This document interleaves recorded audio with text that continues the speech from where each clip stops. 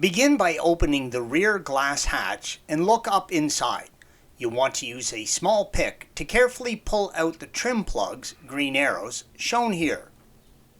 Remove each T30 bolt, green arrow, under all three of the trim plugs and carefully close the glass hatch. You're going to remove the outer cover from the top. Now carefully lift the spoiler cover up and off the rear hatch. You may also want to have a helper nearby. The cover isn't heavy, but a bit awkward to remove being the width of the car. The third brake light assembly is held in place by two T20 Torx screws, green arrows.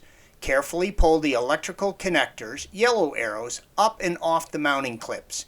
You'll need to move these slightly to pull the brake light assembly out. Once the brake light assembly is free, carefully pull the water hose connector, green arrow, up and off the assembly. This hose feeds the jet, yellow arrow, that cleans the rear window.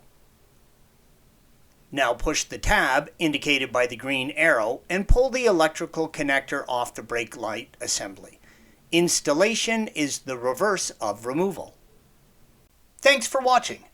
Be sure to subscribe to our channel and check out another video in this series.